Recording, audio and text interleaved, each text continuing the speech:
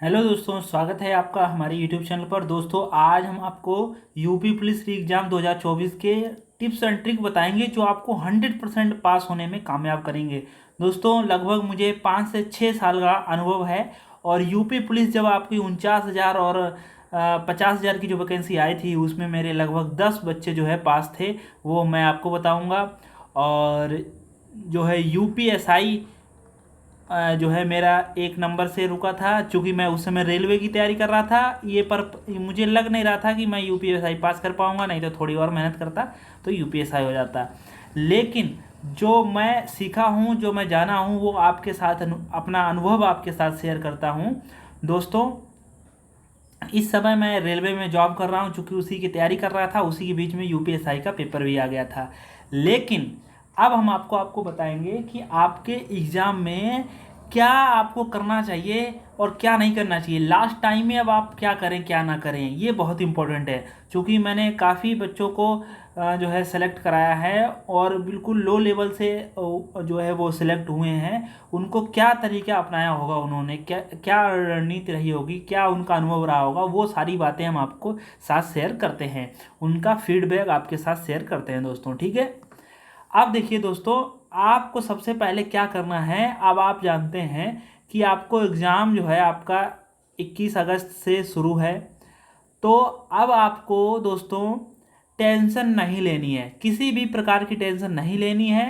चाहे आपने कोई चीज़ पढ़ी हो या ना पढ़ी हो। जैसे अब भाई जो भी एग्ज़ाम रहता है उसका हम जो तैयारी करते हैं वो अपना सिलेबस के हिसाब से करते हैं भैया, ठीक है। अब सिलेबस तो बहुत बड़ा रहता है और आप जानते हैं, इसमें आप जानते हैं रीजनिंग का बहुत ही महत्वपूर्ण रोल है और हिंदी का भी है और जीएस का भी है और मैथ का भी है। ये पोर्शन आपको तैयार करने थे। अब हो सकता है जीएस आपकी काफ़ी ब्रॉड है, हो सकता है आपने कोई चीज़ ना पढ़ पाई हो। तो मेरा एक सजेशन है, जो चीज़ आपने ना पढ़ पाई हो उसको अब बिल्कुल मत पढ़ना, ठीक है दोस्तों। बिल्कुल आपको उसको नहीं पढ़ना है, ठीक है। अब आपको करना क्या है, एक चीज़ तो आपको एग्ज़ाम का प्रेशर नहीं लेना है, टेंशन नहीं लेना है। एक चीज़ तो ये हो गई, ठीक है। ये सबसे महत्वपूर्ण है, क्योंकि क्या होता है कि जब हमने एक एग्ज़ाम दिया था वो फ्री माइंड से दिया गया था, जो यूपीएसआई का था। क्योंकि उस समय मेरा चल रहा था रेलवे का प्रिपरेशन, क्योंकि हम रेलवे में जॉब भी कर रहे हैं। तो उस समय यूपीएसआई का फ्री माइंड से पेपर देने गए थे, यूं ही टहलने गए थे काफ़ी दिनों से। उस समय कोरोना में पेपर नहीं हुए थे, तो मैंने कहा चलो टहल के आते हैं, पेपर तो वैसे भी नहीं निकलेगा दोस्तों। और हुआ यूं कि मैंने पॉलिटी भी ढंग से नहीं पढ़ी थी और उसमें जो विधि होते हैं, कानून होते हैं, वो भी ढंग से नहीं पढ़ा था। करंट अफेयर भी मेरी ढंग से तैयार नहीं थी। बस मैं फ्री ऑफ माइंड से तैयार जो है अपनी तैयारी कर रहा था। मैथ रीजनिंग चूँकि मेरी ठीक थी, जीएस भी उतना ठीक नहीं थी चूँकि। और यूपीएसआई के मैंने बहुत ही अच्छे जो है स्कोर किया, जो कि जो आप जानते हैं कि जो मैथ 40 में मेरे 38 थे और रीजनिंग में मेरे जो है 37 थे और हिंदी में मेरे बहुत ही अच्छे स्कोर अपनी तरफ से थे कि 36 के करीब में, 35-36 के करीब में थे। बाकी जीएस में थोड़ा कमज़ोर रह गया था। तो ये अच्छा स्कोर था और फाइनल में मैंने मतलब मैं शुरुआत में 1 नंबर से रह गया। तो अब मैं यूं ही कहना चाह रहा हूं कि आपको टेंशन नहीं लेनी है, ठीक है। ये बहुत ही बात का आपको ध्यान रखना है। दूसरी बात ये है कि जो भी आपने पढ़ा है उसको अब आपको रिवाइज करना है। जो भी पढ़ रखा है आपने, देखो आपने नोट्स जरूर बनाए होंगे, आपने नोट्स अपने जरूर बनाए होंगे। उन नोट्स को आपको क्या करना है, रिवाइज करना है दोस्तों, रिवाइज। अब देखो, जो नोट्स आपने खुद के बनाए हैं वो रिवाइज करने में आप देखेंगे कि जो चीज़ हमको आती है उस पर हम ज़्यादा नहीं देखेंगे। और आपको रिवाइज कैसे करना है, आपने कोई क्वेश्चन अपने दिमाग में करना है। जैसे आपने क्वेश्चन किया कि संविधान की मूल आत्मा किसको कहते हैं, तो आपने क्वेश्चन किया और जहाँ पर भी आपने आंसर लिखा है उसको आप अपने हाथ से ढक लेंगे और अपनी आँखों या आँख से ढक लेंगे और फिर सोचेंगे कि इसका आंसर क्या होगा, ठीक है। इस तरीके से अगर आपका आंसर आ जा रहा है इसका मतलब आपको याद है, नहीं आ जा रहा है तो फिर उसको रिवाइज करिए, याद करिए, ठीक है। ज़्यादा से ज़्यादा क्वेश्चन क्या करेंगे आप, याद करने की आप कोशिश करेंगे जीएस में। और मैथ में आप प्रैक्टिस करना, याद करने से कुछ बनेगा नहीं। मैथ और रीजनिंग में आपको बहुत ही प्रैक्टिस करनी है और आपके सर ने बताया जरूर होगा कि जो टॉपिक आने वाले हैं उनको आपको मोस्ट जो है रिवाइज करना है, और सारे सूत्र और फार्मूला और जो भी आपकी ट्रिक और ट्रिप्स हैं उनको आपको रिवाइज करना है मैथ्स की, और जीएस में आपको याद करना है, हिंदी में भी आपको याद करना है। ठीक है दोस्तों।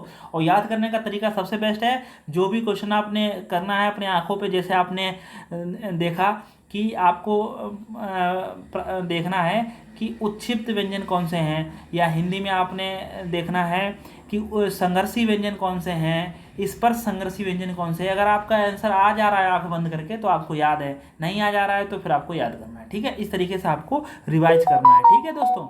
दूसरा ये है कि मैराथन क्लासेज आजकल बहुत चल रही हैं, मैराथन क्लासेज, इसके ज़्यादा चक्कर में ना पड़े। ज़्यादा चक्कर में मतलब मैं इसलिए यूँ कह रहा हूँ, देखो कोई कोई टीचर है वो मैराथन क्लास अच्छा लाता है और वो आपका पूरा जो है सिलेबस जो है कवर करा देता है। लेकिन अब आप देखिए, जैसे मान लें आपने पॉलिटी की मैराथन देखी 7 घंटे की, 7 घंटे की मैराथन, और इस 7 घंटे की मैराथन में आप देखेंगे कि ऐसे बहुत सारे टॉपिक आएंगे जो आपको याद है।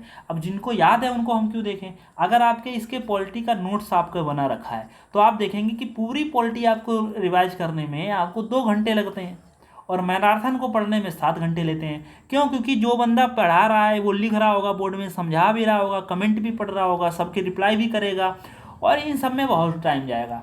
और नोट्स अगर हमारे तैयार हैं तो हम अपने नोट्स को 2 घंटे में पूरा देख सकते हैं, और जो चीज़ें हमको याद नहीं है उसको हम कई बार पढ़ेंगे। देखो आपको टेंशन तो नहीं लेना है, फिलहाल जो होना है वो ही होगा, आपको याद करना है बिना टेंशन के। आप उसको पढ़िए, आपको पढ़िए पढ़िए पढ़िए, फिर आप आंखें बंद करिए और फिर उस क्वेश्चन करिए आपको पॉलिटी में, फिर आपको याद करिए कि भैया संविधान सभा में कितने सदस्य थे और स्वतंत्रता के बाद कितने रह गए, और आप याद करिए कि 26 नवंबर 1949 को क्या हुआ था, आप याद करिए कि 24 जनवरी 1950 को संविधान पर कितने लोगों ने हस्ताक्षर किए थे, पहला हस्ताक्षर किसका था। ये सब आप पॉइंट क्या करेंगे, आंख बंद करके, अगर आपका रिप्लाई आ जा रहा है तो आप सही है। फिर इस तरीके से आप अपने जीएस को रिवाइज करिए। ठीक है दोस्तों। और मैराथन के ज़्यादा चक्कर में नहीं पड़ना है क्योंकि समय बहुत वेस्ट होगा। आप नोट्स से तैयारी करिए और अपना जो है आंख बंद करके अपना आंसर का जो है एनालिसिस करिए। एग्जाम सेंटर पर कोई हड़बड़ी ना करें। दोस्तों क्या होता है कि हम लोगों को हो सकता है कोई बच्चा पहली बार जा रहा हो सकता है दूसरी तीसरी बार जा रहा हो, एग्जाम में हड़बड़ी में क्या होता है कि रोल नंबर गलत पड़ जाता है। रोल नंबर क्या होता है, कोई अंक आगे पीछे हो गया, ऐसे करके कॉलम बने होंगे, इसमें आपको 1 भरना होगा, फिर नीचे ऐसे करके बने होंगे, जहाँ पर 1 लिखा है उसको ऐसे ऐसे काला करना पड़ेगा। तो ये सारी चीज़ें टिप्स आपको दी गई होंगी। तो आप एग्जाम सेंटर पर हड़बड़ी ना करें, जो भी चीज़ समझ में ना आ रही होगी वहाँ पर टीचर लगाए रखे हैं, उन टीचर से पूछें। वो लोग भी बोलते रहते हैं कि जो चीज़ समझ ना आए वो पूछें, गलती ना करें, क्योंकि एक गलती आपकी पूरे जो है करियर को बर्बाद कर देगी। और अगर आपने डबल कहीं पर सेलेक्ट कर दिया है तो वो कॉपी आपकी चेक नहीं होगी, तो फिर आप वैसे भी वहाँ पर फेल लिख कर आ जाएगा, वो आप फिर वैसे भी पास नहीं हो पाएंगे। ठीक है दोस्तों। तो सबसे पहले आपको रोल नंबर हो गया, आपका जो भी भरना है, अनुक्रमांक हो गया, नाम हो गया, ये सारी चीज़ें आपको बहुत देख कर भरनी है। और रोल नंबर हो गया वो गिन लें आप कितने हमारा रोल नंबर है, और यहाँ हमें बॉक्स कितने नंबर हमको खाली मिल रहे हैं। अगर रोल नंबर 10 अंकों का है और बॉक्स आपके 11 खाली हैं तो आप पूछिए उसको हम कैसे भरें, कहाँ से स्टार्टिंग करें, शुरू का छोड़ें कि पीछे का छोड़ें, या शुरू में 0 लगाएं, ऐसे करके आप उनको पूछिए। ठीक है, आप गिन के भरना है, ये सारी चीज़ें ध्यान रखना है, क्योंकि हमने इतने सारे एग्ज़ाम दिए हैं, कभी ऐसी गलती नहीं हो पाई। इसी चीज़ के कि हड़बड़ी ना करें, आप आराम से अपना एग्ज़ाम दें और आपका एग्ज़ाम अच्छा रहेगा अगर आपने तैयारी कर रखी है दोस्तों। दूसरा पॉइंट ये है कि दोस्तों आपको ब्लैक बॉल पॉइंट पेन लेकर जाना है। ब्लैक बॉल पॉइंट लेकर जाना है, जो काला वाला आजकल वो 15 रुपये का हो गया है, 10 से 15 रुपये का आएगा, वो लेकर जाना है। और गोले को आपको अच्छी तरीके से काला करना है, ऐसे पूरा काला करना है। एक गोला मतलब एक क्वेश्चन में एक ही बार आपको गोला करना है, और 2 गोले नहीं करने हैं, किसी पर क्रॉस नहीं लगाना है, किसी को कुछ नहीं लगाया, इरेजर इरेज कुछ भी सफ़ेदा वगैरह कुछ नहीं चलेगा। और दोस्तों ये भी है कि जब आप ऐसे करते हैं कि आप देखते हैं कि हमारा आंसर आया सी, तो आप सी पर ऐसे बूंदी रख देते हैं, यहाँ बूंदी बुंदा ना रखना है आपको। ठीक है, आप अपने क्वेश्चन पेपर पर ही जो भी आपको करना है वो करिए, लास्ट में आपको यहाँ पर ऐसे सीधे सी कर देना है। या तो आपको लगता है कि हमारा जो आंसर सी है तो हम सी पर बड़ा सा कर देते हैं फिर लास्ट में।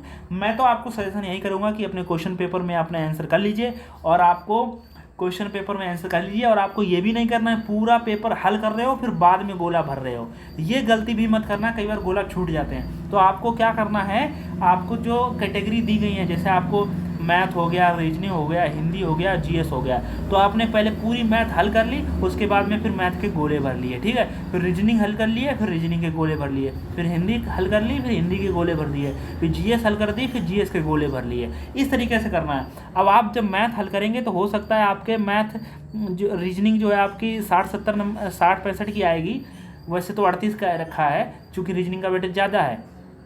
हम मान लेते हैं हिंदी आपकी 38 की आई, 38 में आपने 32 ही अटेम्प्ट कर पाए। अब 32 गोला पहले भरिए, फिर आप यूँ ना सोचिए कि ये जो 6 रह गए इनको हम हल करने की कोशिश करें। अब आप इनको 6 को छोड़िए, फिर आप जीएस में आइए, रीजनिंग में आइए, हिंदी में आइए।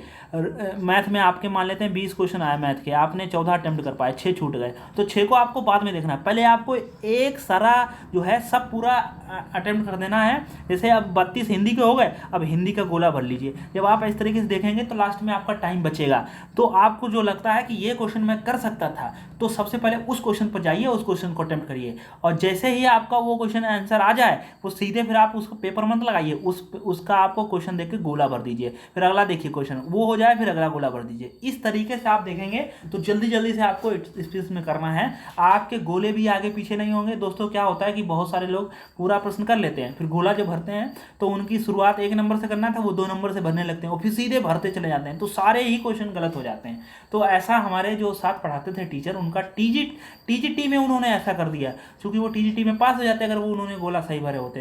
हालांकि वो आज टीचर हैं सरकारी, लेकिन वो उन्होंने उस वाले पेपर में गलती करी थी, तो वो गलती आपको नहीं करना है। काफ़ी जो है एक्सपीरियंस के साथ में आपको दोस्तों सजेशन दे रहे हैं, आपका बड़ा भाई के रूप में आप वो चीज़ करिए, ठीक है दोस्तों। Thanks for watching. अगर आपको हेल्प मिला हो तो आप हमारे यूट्यूब चैनल को सब्सक्राइब करिए। आने वाले जो दिनों में हम आपको मैराथन टाइप में क्लासेस देंगे, चैप्टर वाइज मैराथन। जैसे आपकी पॉलिटी पढ़नी है तो पूरी प्रस्तावना पहले दे दी, फिर पूरा संविधान सभा दे दिया, ऐसे करके फिर संविधान के भाग दे दीजिए, ऐसे करके पूरा हम जीएस आपको कवर कराने वाले हैं। धन्यवाद दोस्तों, फिर मिलते हैं नेक्स्ट वीडियो।